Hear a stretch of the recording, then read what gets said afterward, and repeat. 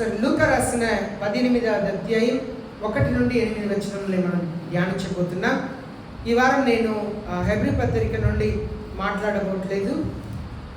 ఈరోజు మనం యేసయ్య శరీరంలో రక్తంలో పాల్గొనబోతున్నాం కనుక లూకా సువార్త 18వ అధ్యాయం 1 నుండి 8 వచనాలని మైక్లో చదువుతాం. వారు విసుకక ప్రార్థన చేయుచుండవలెననుటకు ఆయన వారితో ఈ ఉపమానం చెప్పెను. దేవునికి భయపడకయు మనుషులను లక్ష్యపెట్టకయు నుండి ఒక న్యాయాధిపతి ఒక పట్టణంలో ఉండెను. ఆ పట్టణంలో ఒక విధవరాలును ఉండెను. ఆమె అతని యొద్దకు తరచుగా వచ్చి, నా ప్రతివాదికి నాకును న్యాయం తీర్చుమని అడుగుచూ వచ్చెను. గాని అతడు కొంతకాలము ఒప్పకపోయెను. తరువాత అతడు, నేను దేవునికి భయపడకయు మనుషులను లక్ష్యపెట్టకయు ఉండినను ఈ విధవరాలు నన్ను తొందర పెట్టుచున్నది గనుక ఆమె మాటి మాటికి వచ్చి గోజాడుకుంటున్నట్లు ఆమెకు న్యాయం తీర్చునని తనలో తాను అనుకొనెను. మరియు ప్రభు ఇట్లనెను, అన్యాయస్తులైన ఆ న్యాయాధిపతి చెప్పిన మాట వినుడి. దేవుడు తాను ఏర్పరచుకొనిన వారు దీవారాత్రులు తనను గూర్చి మొరపెట్టుకొనిచుండగా వారికి న్యాయం తీర్చడా ఆయన వారికి త్వరగా న్యాయం తీర్చుడు. ఇక్కడ మనం చూస్తున్నాము, ఒక పట్టణంలో అన్యాయస్తుడైన ఒక న్యాయాధిపతి ఉన్నారంట. ఆయన స్వభావం ఎలా అంటే దేవునికి భయపడరు, మనుషులని లెక్క చేయరంట. దేవునికి భయపడరు, మనుషులు లెక్క చేయరు. అన్ని సమృద్ధి కలిగిన ఒక న్యాయాధిపతి, ఒక రాజు. అయితే అదే పట్టణంలో ఒక విధవరాలు ఉన్నదంట. ఆమెకు న్యాయం చేసేవారు ఎవరు లేరు. ఆమెకు ఒక శత్రువు ఉన్నాడు. ఆమెకు సొంతమైన స్థలంని ఆయన తీసుకున్నాడు. ఎందుకంటే ఇంగ్లీష్ బైబిల్ ఏమని ఉందంటే, give me legal protection from my opponent. Legal protection అంటే నన్ను ఆయన తొందర పెట్టకూడదు, నా ఆస్తిని ఆయన దొంగలించకూడదు. ఒకవేళ ఆమె స్థలంలో ఆయన వచ్చేసారో ఏమో, లేదు ఎక్కడో ఆమెకున్న పొలంని ఆయన ఆక్రమించుకున్నారో ఏమో, ఎలాంటి కార్యాలు జరుగుతూ ఉంటుంది. ఒకసారి మేము ఒక చిన్న ల్యాండ్ని కొనిపెట్టాం. చిన్న ల్యాండ్ కాదు, ఒక చిన్న స్థలంని కొనిపెట్టాం. చాలా సంవత్సరాల తర్వాత వెళ్తే అక్కడంతా కూడా పొలంగా పంట వేస్తున్నారు. అప్పుడు వాళ్ళతో అడిగినప్పుడు, మీరు ఎప్పుడు వస్తారో అప్పుడు మేము ఇదంతా తీసేస్తామండి అన్నారు. మాతో పాటు ఇంకా ఒక అతను వచ్చారు. ఆయన కూడా ఒక ల్యాండ్ తీసుకున్నారు. అక్కడ కూడా పంట పొలం వేస్తున్నారు. ఎందుకంటే మనం చాలా సంవత్సరాలుగా వెళ్ళక ఉంటే వాళ్ళు వచ్చి వాళ్ళు పడిన వాళ్ళ సొంత స్థలంలో ఏదేదో చేస్తుంటారు.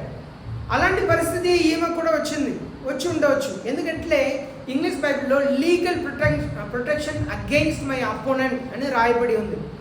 లీగల్గా చట్ట ప్రకారం నాకు భద్రత కావాలి, నా స్థలంకు భద్రత కావాలి అని చెప్పి న్యాయం అడిగిందంట.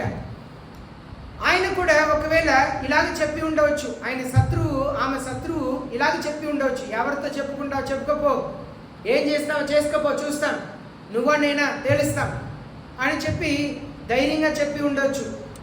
కనుకనే ఈమె ఆ న్యాయాధిపతి ఇంటి చుట్టూ తిరుగుతుంది. ఉదయం సాయంత్రం వెళ్ళి, అయ్యా నాకు న్యాయం చేయండి, అయ్యా న్యాయం చేయండి, నాకు అడుగుతానే ఉన్నది.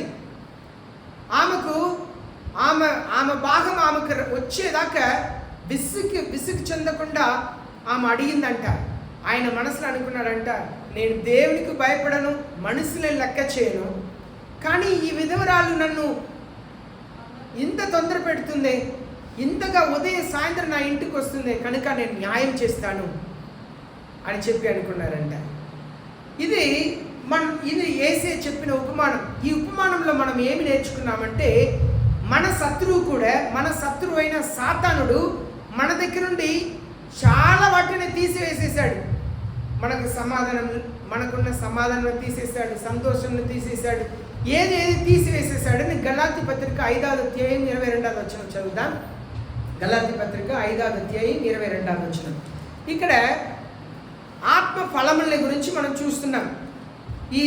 ఈ అపవాది ఏం చేశాడంటే ఆత్మ ఫలంని దొంగతనం చేసేసాడు. మనలో ఒకప్పుడు ఉన్న ఆత్మ ఫలముల్ని తీయండి. గలాతీ పత్రిక 5వ అధ్యాయం 22వ వచనం. అయితే ఆత్మఫలం ఏమనగా ప్రేమ, సంతోషము, సమాధానము, దీర్ఘశాంతము, దయాళత్వము, మంచితనము, విశ్వాసము, సాత్వికము, ఆశానిగ్రహము. ఇప్పుడు ఒక్కొక్కటిగా చదవండి. ఆత్మ ఫలం ఏంటంటే ఫస్ట్ ప్రేమ. యేసే చెప్పారు, మనసుల్లో పాపం అధిగమించడం వలన, అక్రమం అధిగమించడం వలన ప్రేమ చల్లారిపోవును అన్నారు. మనసుల్లో ప్రేమ లేదు. ముందు యేసయ్య పట్ల ప్రేమ లేదు. ముందు మనకి యేసయ్యతో ఉన్న ప్రేమ చచ్చిపోతుంది. ఎందుకంటే మన బైబిల్ చదివేటప్పుడు దేవుడు మనతో మాట్లాడతారు, మనం ప్రార్థన చేసేటప్పుడు మనం దేవునితో మాట్లాడుతున్నాం. కనుక ఈనాడు ప్రేమ లేదు. కూర్చొని బైబిల్ చదవట్లేదు, మోకరించి ప్రార్థన చేయట్లేదు. మనం దేవునికి సన్నిహితంగా ఉండాలంటే ప్రేమ కలిగి ఉండాలి. ముందు దేవుని ప్రేమించాలి, తర్వాత ఒకరినొకరు ప్రేమించాలి. ఈనాడు భార్య భర్త మధ్యలో ప్రేమ తగ్గిపోయింది, తల్లిదండ్రులు పిల్లల మధ్యలో ప్రేమ తగ్గిపోయింది, ఇంకా అన్న తమ్ముడు అక్క చెల్లి మధ్యలో ప్రేమ తగ్గిపోయింది. ఎవరికి వాళ్ళు స్వార్థంతో జీవిస్తున్న కాలంలో మనం జీవిస్తున్నాం. ముందు ప్రేమ తగ్గిపోయింది. ఎలా తగ్గిపోయింది? సాతానుడు మన ప్రేమను దొంగిలించాడు. ఎవరు ఆ ప్రేమను ఇచ్చారు? యేసయ్య ఇచ్చారు. మనం యోహాను సువార్తలో మనం చదువుతున్నాము, పరలోకపు తండ్రి యేసయ్యని ప్రేమించినట్లుగా మిమ్మల్ని నన్ను పరలోకపు తండ్రి ప్రేమిస్తున్నారంట. అంతగా ఆయన ప్రేమ మన పట్ల గొప్ప ప్రేమను కలిగి ఉన్నారు. మనం ఆ ప్రేమను కోల్పోయాం. ప్రారంభంలో ఉన్న ప్రేమ, అదే మనం ప్రకటన గ్రంథంలో కూడా ఆ సంఘంలో చూస్తున్నాం. ప్రారంభంలో ఉన్న ప్రేమ నుండి నువ్వు పడిపోయావు అంటున్నారు దేవుడు. ముందు ప్రేమ పోయింది, మనలో ఉన్న ప్రేమ అంతా చచ్చిపోయింది. ఒకప్పుడు మనం ఏమీ ఎదురు చూడలేదు, ప్రేమను మాత్రమే ఎదురు చూసాం. కానీ ఇప్పుడు ఎలాంటి పరిస్థితుల్లో మన క్రైస్తవ జీవితంని మనం కొనసాగిస్తున్నామంటే ప్రేమ లేని స్థితికి వచ్చేసాం. పెళ్ళి అయిన సమయంలో ప్రేమ ఎక్కువ ఉంది, అది సంవత్సరాలు దాటిపోగా ప్రేమ తగ్గిపోతుంది. పిల్లలు చిన్నగా ఉన్నప్పుడు జాగ్రత్త పడతాం, ఎక్కువ ప్రేమిస్తాం, వాళ్ళు ఎదిగేసరికి 2 దెబ్బలు వేస్తాం. అన్ని రీతిలో ప్రేమ తగ్గిపోతుంది. సాతానుడు ప్రేమను దొంగలించేశాడు. రెండవది ఆత్మఫలం సంతోషం. ఈనాడు ఎంతమంది సంతోషంగా ఉన్నారండి? ఉదయం లేచినప్పటి నుండి ఎంతమంది సంతోషంగా ఉన్నారు? యవనస్తురాలు కూడా ఇలా తీసుకొచ్చి ఇలా పెట్టేసింది, ఎత్తాలా వస్తారు. ఎంతమంది నిజంగా సంతోషంగా ఉన్నారు? చూడండి, ఒక్కరు ఇద్దరు సంతోషం. మిగిలిన వారికి సంతోషం ఏమైంది? మీ సంతోషం ఏమైంది? ఎవరు దొంగలించారు? యేసే చెప్పారు, I give the peace which the world cannot give you. ఈ లోకం ఇవ్వలేని శాంతిని నేను మీకు అనుగ్రహిస్తున్నానని చెప్పారు. ఆ సంతోషం యేసే అనుగ్రహించినప్పుడు ఎందుకు మనకు సంతోషం లేదు? ఏదో ఒక విషయంలో, ఏదో ఒక చిన్న విషయంలో, రోడ్డు మీద నడిచి వెళ్తున్నప్పుడు పెద్ద రాయి ఉంటే పక్కకు వెళ్తాం. అదే కనపడని రాయి ఉంటే మనం తెలియక వెళ్తాము, కింద పడతాం. మనలో సంతోషం పోయింది. సంతోషం యేసే ఇచ్చింది. యేసే ఇచ్చిన సంతోషంని మనం పోగొట్టుకున్నాం. ఒక చిన్న నాటకం చేస్తారు. సాతాను దగ్గర వస్తే సాతాను చెప్తాడు, నీకు ఏం కావాలన్నా నేను ఇస్తాను. ఆయన చాలా ఆశపడతారు, బైక్కి ఆశపడతారు, కార్కి ఆశపడతారు, మంచి బట్టలకు ఆశపడతారు. సాతాను చెప్తాడు, నీకు ఏం కావాలన్నా నేను ఇస్తాను అంటాడు. వెంటనే నేను ఏం చేయాలి అని చెప్పి అడిగితే ఆయన ఏం చెప్తారంటే, ముందు నీ గుండెని ఇచ్చేయి అంటారు. గుండెని ఇస్తే ఆ గుండెని సగం చింపేసి సగం సాతాండు ఉంచుకుంటాడు, సగం మాత్రమే ఆయనకి ఇస్తాడు. మళ్ళీ సాతాండు గుండె సగం ఉంచుకొని సగంని ఆయనకి ఇస్తాడు. ఇప్పుడు ఆ వ్యక్తి దగ్గర ఆయన గుండె సగం, సాతాండు గుండె సగం ఉంది. దీన్ని పట్టుకొని ఎప్పుడు ఇస్తావు, నాకు కావాల్సిందే ఎప్పుడు ఇస్తావు అని చెప్పి అడుగుతుంటే, ఇంకా ఒక పని చేయాలి, నువ్వు నన్ను ఎక్కువ ప్రేమించాలి, మీ అమ్మని ఎక్కువ ప్రేమిస్తున్నావు కదా, పోయి మీ అమ్మ గుండెని తీసుకొచ్చి నాకు ఇచ్చేయి, మరుక్షణం నీ ప్రేమ అంతా నా మీదే ఉండిద్ది, ఎందుకంటే మీ అమ్మ గుండె నా దగ్గర ఉందని అనుకో, నువ్వు నన్నే కదా ప్రేమిస్తావు అంటే ఆయన వెళ్తాడు, సాతాను మాట విని వాళ్ళ అమ్మ గుండెని తీసేసుకొని సాతాను దగ్గర వస్తుంటాడు. వచ్చే దారిలో కింద పడిపోతాడు. కింద పడిపోతే వాళ్ళ అమ్మ తల్లి గుండె అడిగింది, ఏంటిపా దెబ్బ తగిలిందా, ఎక్కడైనా గాయమైందా అని చెప్పి ఆ గుండె మాట్లాడిందంట. ఆయన ఏడుస్తాడంట, మా అమ్మ గుండె నేను తీసేసినా కూడా మా అమ్మ గుండె అయితే కింద పడిపోయావనా, గాయం ఏదైనా అయిందా, నొప్పి పుడతా అని అడుగుతుంది. ఈ సాతాను గాడు నన్ను మోసం చేస్తున్నాడు అని గ్రహించాడంట.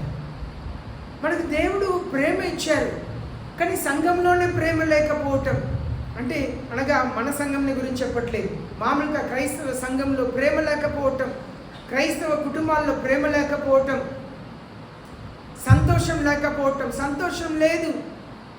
ఒక మంచి టీవీ కొంటే ఒకరోజు సంతోషం ఉండిద్ది, ఒక వారం సంతోషం ఉండిద్ది, తర్వాత ఉంటుందా? లేదు. సంతోషం నిరంతరంగా కాదు. సాతానుడు అన్నిటిని దొంగలించేశాడు. తర్వాత ఆత్మఫలం సమాధానం. మనకు సమాధానం యేసయ్య ఇచ్చారు. యేసయ్య ఏం చెప్పారు? మీరు ఎవరింటికి వెళ్తున్నారో ఆ ఇంట్లో సమాధానమునకు కారణకుడు ఉంటే అక్కడ సమాధానం ప్రకటించండి. మీ సమాధానం వారి ఇంట్లో నిలిచి ఉంటుంది. ఒకవేళ ఆయన తిరిగి వెళ్ళిపోతే ఆ ఇంట్లో సమాధానమునకు కారణకుడు లేకపోతే మీరు పలికిన సమాధానం మీతో వచ్చేసిద్ది అన్నారు. ఇది సేవకులకు దేవుడు ఇచ్చిన ధన్యత. అనగా యేసయ్య పిలిచి పంపబడిన సేవకులకు ఇచ్చిన ధన్యత. మీ ఇంట్లో సమాధానం ఉండాలంటే సేవకులు అడుగు పెట్టాలి. మీ ఇంట్లో సమాధానం ఉండాలంటే సేవకులు అడుగు పెట్టాలి. మీ గృహంని ఆశీర్వదించాలి, మిమ్మల్ని ఆశీర్వదించాలి. దానికి సేవకుల్ని ఇంటికి పిలిచి ఆశీర్వాదం పొందుకోవటం, ప్రార్థన చేయించుకోవటం చాలా చాలా ప్రాముఖ్యం. మనకంటే పెద్ద సేవకులు మన సంఘంలో మీరు ఉన్నారంటే పిలవాలి, మా ఇంటికి రండి, ప్రార్థన చేయండి. చిన్న చిన్న విషయమైనా అదే యేసయ్య చెప్తున్నారు, సమాధానంకు కారణకుడు ఆ ఇంట్లో ఉంటే మీరు పలికిన సమాధానం అక్కడ ఉంటుంది, లేకపోతే ఆ సమాధానం మీతో వచ్చేసింది అన్నారు. ఇలాంటి సమాధానం లేదు. దేశాల మధ్యలో సమాధానం లేదు, కులానికి మధ్యలో సమాధానం లేదు. ఒక వీధిలో నడిచి వెళుతున్నా ఆ రోడ్డు అవతల ఒక చర్చి, ఇవతల ఒక చర్చి ఉంది.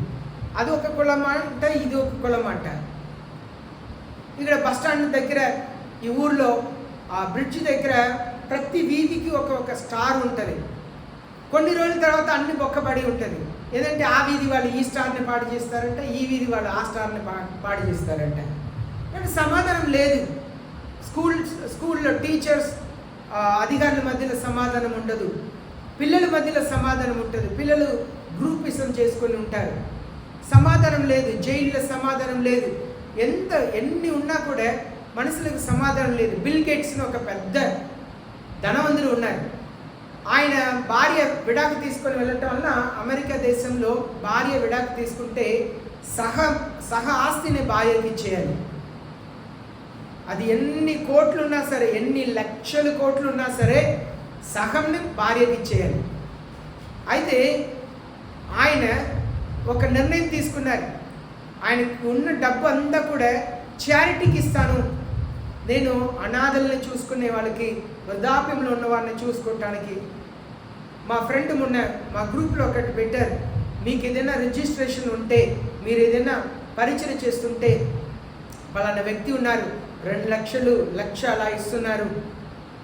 ఎందుకంటే మనుషులు కొందరికి జ్ఞానంని దేవుడు ఇస్తున్నారు. ఈ లోకంలో ఎంత సమకూర్చుకున్నా అది మీకు సమాధానం ఇవ్వదు.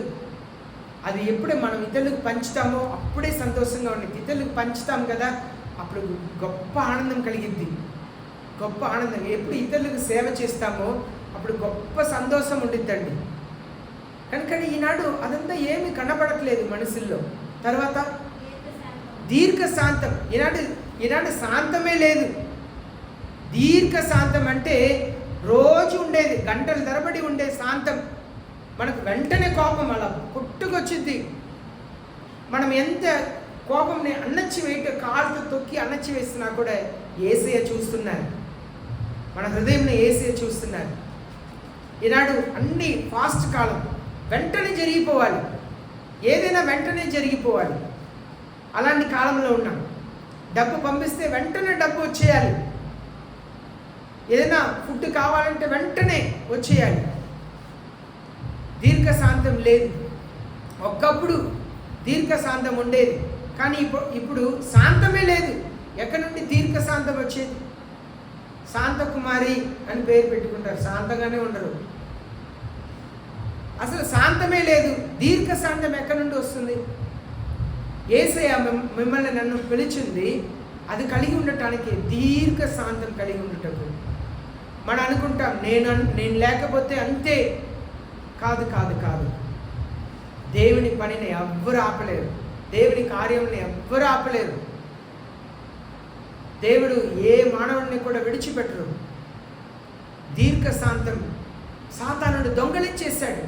ఇప్పుడంతా 2 minutes నూడిల్స్, 2 నిమిషాల్లో ఏదైనా అయిపోవాలి, 2 నిమిషాల్లో. అలాంటి కాలంలో వచ్చేసాం. నేను చెప్పాను కదా, ఒకరోజు నేను షార్ట్ 3 minutes వీడియో పెడుతుంటే మా బాబు ఒకరోజు ఇంటికి వచ్చినప్పుడు చెప్పాడు, డాడీ 1 నిమిషం మెసేజ్ పెట్టండి డాడీ అన్నాడు. 3 నిమిషాలు వినటానికి కూడా టైం లేదంట. 3 నిమిషాలు వినటానికి కూడా టైం లేదంట. 1 నిమిషం పెట్టండి. నిజమే. మనం ఏం చేస్తున్నాం? వాక్యం ఏదైనా వస్తే ఇలా స్క్రోల్ చేస్తాం కదా, ఇలా స్క్రోల్ చేసి చేసి చేసి చెయ్యి ఏమైందో చేస్తుంటాం. ఏదైనా వాక్యం ఉంటే వెంటనే పంపించేస్తాం. ఇష్టమైనది మాత్రమే వింటుంటాం. 1 నిమిషంలో మాట్లాడండి అండి, వింటారు ప్రజలు. నిజం, కాలం అలా మారిపోయింది. మనకు శాంతమే లేదు. దీర్ఘ శాంతం పరిశుద్ధ ఆత్మదేవుడు ఇచ్చేదంట. ఓర్పుతో సహనముతో ఉండే దీర్ఘ శాంతం. తర్వాత దయాలత్వం. ధారాళమైన మనస్సు కలిగి ఉండాలి. అందరి పట్ల ప్రేమ కలిగి ఉండాలి. అందరిలో ఏసి అని చూడాలి. ఒక భిక్షగాడిని చూసినా కూడా ఆయన భిక్ష అడుగుతున్నాడని అనుకోకూడదు. యేసయ్య, ఆయనలా యేసయ్య ఉంటారు. ప్రతి ఒక్క వ్యక్తిలో కూడా యేసయ్య అని చూడాలి. సాధ్యమైన వరకు మనం ధారాళమైన మనసు కలిగి ఉండాలి. ఇతరులకు సేవ చేసే విషయంలో, ఇతరులకు ఇచ్చే విషయంలో ధారాళమైన మనసు కలిగి ఉన్నప్పుడే మనం ఆశీర్వదించబడతాం. తర్వాత మంచితనం. మనలో ఒకప్పుడు మంచితనం ఉండేది, కానీ ఇప్పుడు మంచితనం లేదు. చెడ్డ స్వభావం వచ్చేసింది. ఇవి అంతా మనలో ఉండి సాతానుడు దొంగలించాడు. యోహాను సువార్త 6:10 సాతానుడు వచ్చేదే దొంగతనం చేయుటకును, నరహత్య చేయుటకును, చంపుటకును, చెడ్డ పని చేయటానికి వస్తున్నాడంట. యోహాను 10:10. కానీ యేసయ్య నిత్య జీవం ఇచ్చుటకు వచ్చారంట. ఇప్పుడు సాతానుడు వీటన్నిటిని, ఆత్మఫలాలంతా కూడా దొంగలించేశాడు. చివరికి ఏం చదివారండి? మంచితనం. ఈనాడు మంచితనం ఎంతమంది దగ్గర ఉంది? మంచితనం లేదు. నిన్న టీవీలో న్యూస్ చూస్తున్నాం. అప్పుడే ఒక గుడిని కట్టారంట, 25,000 మంది దాకా వచ్చారంట. ఆ తొక్కిస్లాట్లో కొందరు చనిపోయారంట. ఈనాడు మంచితనం లేదు. ఎక్కడైనా లైన్గా ఉంటే ఈజీగా అన్ని సులువు అయిపోయింది. మంచితనం ప్రజలు లేరు. ఈనాడు మంచితనంని కనిపెట్టాలంటే చాలా తక్కువ మందిలోనే మంచితనం ఉంది. లేకపోతే మాట్లాడాలన్నా భయపడే పరిస్థితి. అన్ని సమస్యలు మారిపోయింది. తర్వాత విశ్వాసం. అదే యేసయ్య ఈ లూకా 18:8 చెప్తున్నారు. మనసు కుమారుడు తిరిగి వచ్చినప్పుడు విశ్వాసంను కనుగొంటారా? ఈనాడు విశ్వాసం లేదు. ఏమంటారు? అన్ని చర్చిలు ఒకటే కదా. అన్ని చర్చిలు, ఏ చర్చికి వెళ్ళినా ఏంటి, అన్ని చర్చిలు ఒకటే కదా. పాస్టర్లు అన్ని చెప్పేది బైబిల్ నుండే కదా. కాదు కాదు కాదు, అన్ని చర్చిలు ఒకటి కాదు. కొందరు సాతానుడు పంపించి సేవ జరుగుతుంది, కొందరిని మాత్రమే యేసయ్య పంపిస్తున్నారు. కొందరు అమ్మ నాన్న ఆశపడటం వల్ల సేవకు వచ్చిన వారు ఉంటారు. కొంతమంది కొన్నిసారి ప్రవచన చెప్పటం వలన నేను యేసయ్య సేవకు పిలిచారని చెప్పటం వలన సేవలో ఉండేవాళ్ళు ఉంటారు. సేవకులందరూ కూడా ఒకే సేవకులు కాదు. సంఘాలంతా ఒకే సంఘం కాదు. వాక్యం అంతా ఒకే సంఘంలో ప్రకటించే వాక్యం అంతా ఒకటే కాదు. మనకు కావాల్సింది చివరికి ఏం చెప్పారమ్మా? విశ్వాసం కావాలి. క్రైస్తవ జీవితంలో మనకు విశ్వాసం ఉండాలి. దేవుని పట్ల విశ్వాసం ఉండాలి. నేను అదే మీకు ఆరాధన టైంలో చెప్పాను. చేతిలో ఏమి లేకపోయినా నేను ఎవరికి చెప్పలేదు, సైలెంట్గా ఉన్నాను. ఆ పాస్టర్ అమ్మ సింగపూర్లో ఉన్నారంట. వాళ్ళ రూమ్లో నా వాక్యం విన్నారంట. దేవుడు వాళ్ళ మనసులో మాట్లాడారంట. అక్కడ నుండి మలేసియా వచ్చారంట. అక్కడ నుండి హైదరాబాద్కి వచ్చిన వెంటనే వచ్చి నిద్రపోయారంట. ఎందుకంటే జెట్ లాగ్ అంటారు. ఏరోప్లేన్లో వెళ్ళి వస్తే ఉన్న టైర్డ్నెస్ కొరకు రెస్ట్ తీసుకొని ఫస్ట్ నాకు ఫోన్ చేశారు. ఫోన్ చేసి అన్నీ మాట్లాడి పెట్టేశాను. మరలా ఫోన్ చేశారు, లేదు నువ్వు బాగానే ఉన్నావా, అన్నీ నీ దగ్గర ఉన్నాయా, అది ఇదని అడుగుతున్నారు. అవును అవును చెప్తే, లేదు లేదు నువ్వు నిజం చెప్పంటే, అవును ఫస్ట్ ట్యాబ్లెట్ లేదు అని చెప్తే 2 నెలలకు కావాల్సిన ట్యాబ్లెట్ని కొనుక్కోమని పంపించారు. కొన్నిసారి దేవుని మార్గం ఆశ్చర్యంగా ఉండిద్ది. అదే మీకు నేను కొద్దిసేపు ముందు మీకు చెప్పాను. వెతికి చూసినా 20 రూపాయలు లేదు, కానీ అదే నైటు శ్రేష్టమైన ఆహారంని దేవుడు ఇచ్చి 20 రూపాయల చేతిలో కనపడక ఉన్న నాకు ఒక కవర్ని తీసి ఇచ్చారు. దేవునికి ముందుగానే మన పట్ల ఒక ప్రణాళిక ఉంటుంది. దాన్ని విశ్వసించాలి. నెక్స్ట్ మంత్ ఎలా ఉండబోతుందో తెలియదు, కానీ దేవుని సన్నిధిలో విశ్వాసంతో ప్రార్థన చేయాలి. మన దేవుడు అద్భుతం చేసే దేవుడు, అసాధ్యమైన కార్యాలు చేసే దేవుడు. ఈనాడు సాతానుడు ఏం చేశాడు తెలుసా? అందరిలో ఉన్న విశ్వాసాన్ని తీసేశాడు. హృదయంలో విశ్వాసం లేదు. విశ్వాసంతో నీతిమంతుడు బ్రతుకుతాడంట. కానీ ఈనాడు విశ్వాసం లేని క్రైస్తవ జీవితంని మనం జీవిస్తున్నాం. తర్వాత సాత్వికం అంటే పరిస్థితులు ఎలా ఉన్నా కూడా మౌనంగా ఉండటం. సాత్వికం గురించి మనం చూస్తున్నాము. యోనా జీవితంలో చూస్తున్నాం. పెద్ద అలలు వచ్చిందంట. సముద్రం ఓడలో ఉన్న అన్ని వస్తువుల్ని కూడా తీసి సముద్రంలో వేసేసారంట, ఓడని తేలికగా చేయాలని. అందరూ మీ దేవుడి దగ్గర ప్రార్థన చేయండి అని చెప్పి ఆ క్యాప్టెన్ కిందకు వస్తే ఆ కింద భాగంలో పనుకొని నిద్రపోతున్నారంట యోనా. యేసయ్య జీవితంలో కూడా ఆశ్చర్యంగా ఉంటుంది. ఆ పడవు సముద్రంలో ఇలా భయంకరంగా ఊగిద్ది, కానీ దాని మధ్యలో కూడా యేసయ్య ప్రశాంతంగా నిద్రపోతున్నారంట. ఎందుకంటే శిష్యులు వచ్చి లేపుతున్నారు. మేము చనిపోతే మీకు బాధ లేదా, చింత లేదా, లేవండి అని చెప్పి లేపుతున్నారంట. వాళ్ళంతా ప్రాణ భయం వచ్చినా కూడా ప్రశాంతంగా నిద్రపోతున్నారంట. సాత్వికం. దానికి యేసయ్య మత్తయి రాసిన 11వ అధ్యాయం 25-26లో చెప్పారు, నా యొద్దకు వచ్చి నా గాడిని మీరు మోసుకోండి, అది సులువుగా ఉంటుంది. నేను సాత్వికుడిని, నేను తగ్గింపు కలిగిన వ్యక్తిని. మత్తయి 11:25 చదవండి మా. మత్తయి 11:28 చదవండి ఎవరైనా.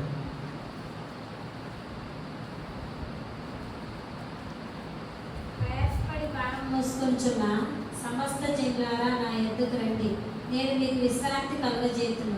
నేను సాత్వికుడను, దీన మనసు గలవాడను కనుక మీ మీద నా కాడి ఎత్తుకొని. చూడండి, మీ మీద నాకు కాడిని ఎత్తుకొని నా దగ్గర నుండి నేర్చుకోండి, నేను దీన మనసు కలిగిన వాడును, సాత్వికుడును అంటున్నారు యేసయ్య. నేను సాత్వికమైన మనిషిని, దీన మనసు కలిగిన వ్యక్తిని నేర్చుకోమంటున్నారు. కనుక దేవుని దగ్గరనే సాత్వికత నేర్చుకోవాలి.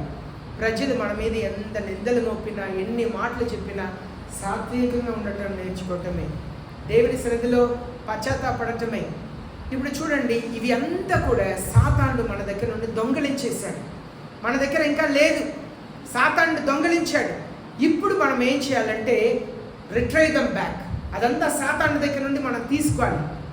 అదే ఆ విధవరాలు చేసింది. ఆ విధవరాలు ఏం చేసిందంటే న్యాయాధిపతి దగ్గర వెళ్ళి నాకు కావాల్సిందే, నాకు ఇవ్వవలసిందే, న్యాయం చేసే తీరాలి అని చెప్పి గోజాడింది. కనుక మనం కూడా అలాగూ ప్రయాసపడాలి. ఇద్దరు వ్యక్తుల గురించి మీతో పంచుకుంటాను. ఒకరు ఆబ్రహాం గురించి ఆదికాండం 14వ అధ్యాయంలో మనం చూస్తున్నాము. 5 రాజులకు విరోధముగా వచ్చారంట యుద్ధం చేయటకు. ఆ 4 రాజులు ఏం చేశారంటే 5 రాజులకు విరోధంగా యుద్ధం చేసి ఆ సోదమ కుమార పట్టణంలో ఉన్న అన్నింటినీ తీసుకెళ్ళిపోయారంట.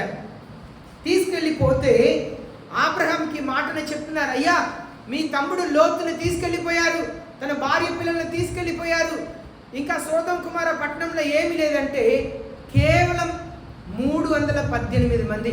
ఎందుకంటే ఇక్కడ మీరు ఆదికాండం 14వ అధ్యాయం 1వ వచనం 2వ వచనం మీరు చదివితే 4 రాజులు 5 రాజులకు విరోధముగా యుద్ధం చేసి ఈ 4 రాజులు 5 రాజుల్ని గెలిచి అన్నిటిని తీసుకొని వెళ్ళిపోయారు. ఇప్పుడు ఈ 4 రాజులు ఎంత పరాక్రమశాలు, ఎంత ధైర్యం కలిగిన వారైతే 4 గెలిచారు చూడండి. 5 రాజుల్ని గెలిచారు. ఇప్పుడు ఈ 4 రాజులకు విరోధంగా కేవలం 318 మందిని తీసుకొని అబ్రహాం యుద్ధంలోకి వెళ్ళారంట. దేవుడు గొప్ప విజయం ఇచ్చారంట. నేను మీకు వివరించి నేను ఆ అధ్యాయంలో చెప్పబోట్లేదు. ఆదికాండం 14వ అధ్యాయంని పూర్తిగా చదివితే అర్థమైంది. ఇక్కడ మనం చూస్తున్నాము 16వ వచనం చదవండి. ఆదికాండం 14వ అధ్యాయం 16వ వచనం.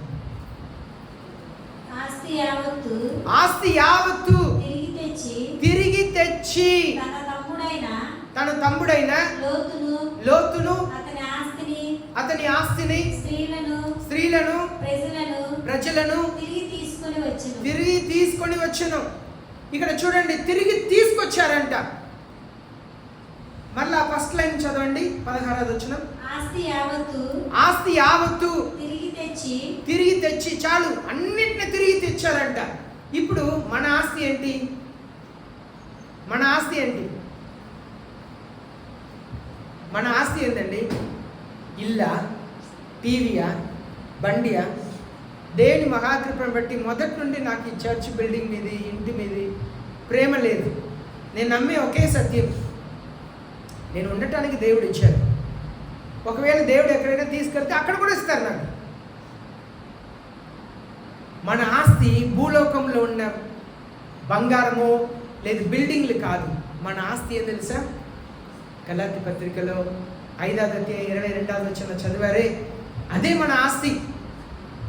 ఇప్పుడు ఎలాగ లోతు పిల్లల్ని ఆ సోదోమ కుమారులో ఉన్నవారు అందరినీ దోచుకొని వెళ్ళారో, అబ్రహాం వెళ్ళి అన్నిటిని వెనక్కి తీసుకొచ్చారంట. ఇప్పుడు మనం ఏం చేయాలంటే వీటి అన్నిటినీ వెనక్కి తీసుకురావాలి. ఇప్పుడు గలాతీ పత్రిక 5:22 ఒకసారి చదవండి. ప్రేమ, సంతోషము, సమాధానము, దీర్ఘశాంతము, దయాలత్వము, మంచితనము, విశ్వాసము, సాత్వికము, ఆశానిగ్రహం. ఇదంతా కూడా మన వెనక తీసుకురావాలి. ఆశానిగ్రహం అంటే మనకు ఆశ ఉండిద్ది, నాకు అది కావాలి ఇది కావాలి, ఒక్కొక్కరికి ఒక్కొక్క రీతిలో ఆశలు అన్నీ ఉంటుంది. కానీ అన్ని లోకంలో వాడవచ్చు, కానీ యేసయ్యని ఎక్కువ ప్రేమించాలి. ఇప్పుడు అబ్రహాం యుద్ధంలోకి వెళ్ళి తన శత్రువుల్ని జయించి అన్నిటిని వెనక్కి తీసుకొచ్చారంట. ఈ విధవరాలు ఏం చేశారు? అన్యాయస్తుడైన న్యాయాధిపతి ఇంటికి వెళ్ళి సమస్తం వెనక తీసుకుంది. నాది నాకు రావాల్సిందే, వచ్చే వరకు నేను వదిలిపెట్టను. ఇంకా ఒక వ్యక్తిని గురించి చదువుదాం. 1 సమూయేలు 30వ అధ్యాయం నుంచి చదువుదాం. 1 సమూయేలు 30వ అధ్యాయం నుంచి చదువుదాం. ఇక్కడ కూడా మనం దావీదుని గురించి చూస్తున్నాం. ఒకరోజు దావీదు జీవితంలో కూడా లోతు జీవితంలో జరిగినట్లుగానే జరిగింది. ఏం జరిగిందంటే, దావీదు యుద్ధంలోకి వెళ్ళారు. తన భార్య పిల్లలు అందరిని వదిలిపెట్టి వెళ్ళారు. కానీ అక్కడ తిరిగి వస్తే పట్టణంని కాల్చి ఉప్పు జల్లారంట. ఇప్పుడంతా ఎవరైనా చనిపోతే ఏం చేస్తున్నారంటే ఐస్ బాక్స్లో పెడుతున్నారు. నా చిన్న వయసులో ఎవరైనా చనిపోతే ఉప్పు తీసుకొచ్చి ఉప్పు పెట్టేస్తారు. ఉప్పు పెట్టేసి దాని మీద శరీరంలో ఉంచుతారు. ఇక్కడ ఐస్ బాక్స్లో పెడుతున్నా అప్పుడంతా ఉప్పు మీదే పోస్తారు. అలాగే సమాధిలో పెట్టక ముందు ఎక్కువ కాలం ఉండాలంటే ఏం చేస్తారంటే ఉప్పు వేస్తారు. ఉప్పు వేసి దాని మీద బాక్సులు పెడతారు. ఇక్కడ మనం కూడా మన జీవితంలో చాలా విషయంలో పోగొట్టుకుంటాం. దావీదు ఇలాగే పోగొట్టుకున్నారు. ఇద్దరు భార్యల్ని పోగొట్టుకున్నాడు. తన ఆస్తి అన్నిటిని పోగొట్టుకున్నాడు. ఇప్పుడు దావీదు ఏం చేస్తున్నాడంటే తనతో పాటు ఉన్నవారు అందరిని తీసుకెళ్ళి యుద్ధం చేసి సమస్తం వెనక తీసుకొచ్చారంట. చదవండి. 1 సమూయేలు 30వ అధ్యాయం 18వ వచనం చదవండి. ఇలాగున దావీదు అమాలేకీయులు దోచుకొని పోయిన దానంతటిని తిరిగి తెచ్చుకొనెను. దోచుకొని వెళ్ళిన అందటిని తిరిగి తీసుకొచ్చారంట. ఏదేది దోచుకొని వెళ్ళారో అన్నిటిని వెనక తిరిగి తీసుకొచ్చారంట. ఈ విధవరాల్లాగే మనకున్న బాధ్యత ఏంటంటే, ఏదేది సాతానుడు మన దగ్గర నుండి దొంగలించాడో వాటి అన్నిటిని వెనక తీసుకురావాలి. అన్ని ఆశీర్వాదం వెనక తీసుకురావాలి. కొన్నిసారి మీ ఆరోగ్యంని సాతానుడు దొంగతనం చేసి ఉంటాడు. కొన్నిసారి కన్ను చూపుని దొంగతనం చేసి ఉంటాడు, కొన్నిసారి మీ డబ్బుని దొంగతనం చేసి ఉంటాడు, కొన్నిసారి మీ స్థలంని అపహరించి ఉంటాడు. మనం ఏం చేయాలంటే యేసయ్య దగ్గర రావాలి. ఏదైతే మనం పోగొట్టుకున్నామో మరలా అన్నిటిని పోగొట్టుకున్న అన్నిటిని మరలా పొందాలంటే దేవుని దగ్గర విడవక మనం ప్రార్థన చేయాలి. యేసయ్య జవాబు ఇచ్చే వరకు అడగాలి. యేసయ్య జవాబు ఇచ్చే వరకు అడగాలి. అడుగుతానే ఉండటమే, ప్రార్థన చేస్తూ ఉండాలి. మనం ఒక్కొక్కసారి నోస్ బ్లాక్ అయితే వెంటనే దానికి మందేసి పడుకుంటున్నాం, ఎందుకంటే శ్వాసించడం కష్టంగా ఉంటుంది. అలాగే ప్రార్థన మనం చెయ్యలేకపోయినా కూడా మనం కనీసం ఎక్కువసేపు చేయటానికి రాకపోతే ఒక 3 నిమిషాలు మోకరించి ప్రార్థన చేయండి. మరలా ఒక గంటకు 3 నిమిషాలు కూర్చొని మోకరించి ప్రార్థన చేయండి. సాతానుడు పాపం చేసేవారిని దేవుని సన్నిధికి దూరం చేస్తాడు. దేవుని సన్నిధికి దూరముగా ఉన్నవారు పాపం చేస్తారు.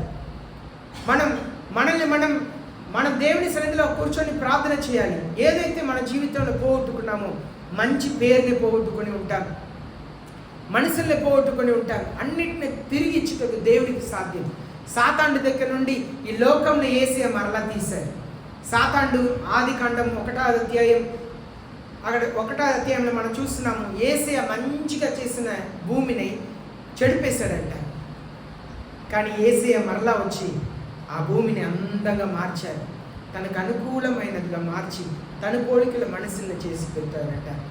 సాతాండు మన జీవితంలో ఏదైతే దొంగతనం చేశాడో, కొందరికి భయం ఉండిద్ది, కొందరికి పిరికితనం ఉండిద్ది, కొందరికి దేవుని భయం లేకుండా ఉండిద్ది, దేవుని భయమే పోయి ఉంటుంది. కొన్నిసారి కొందరిని గురించి ఆలోచన చేస్తే వీళ్ళకి దేవుని భయం కనీసం ఉందా అని అనిపించింది. నిజంగా వీళ్ళకి దేవుని భయం ఉందా అని అనిపించింది. దేవుడు చూస్తున్నారు, దేవుడి సమస్తంలో చూస్తున్నారు. నీ జీవితంలో ఏదైతే నువ్వు పోగొట్టుకున్నావో దాన్ని పొందుకోవాలంటే నువ్వు మోకరించి ప్రార్థన చేయాలి. బాప్తిసం ఖచ్చితంగా దేవుని పిల్లలు బాప్తిసం తీసుకోవాలి. యేసయ్య ఏ పాపం చేయనప్పుడు కూడా ఆయన బాప్తిసం పొందుకున్నది నిజమైతే నేను బాప్తిసం పొందుకోవాలి. పరలోక రాజ్యం చాలా అందమైన చోటు.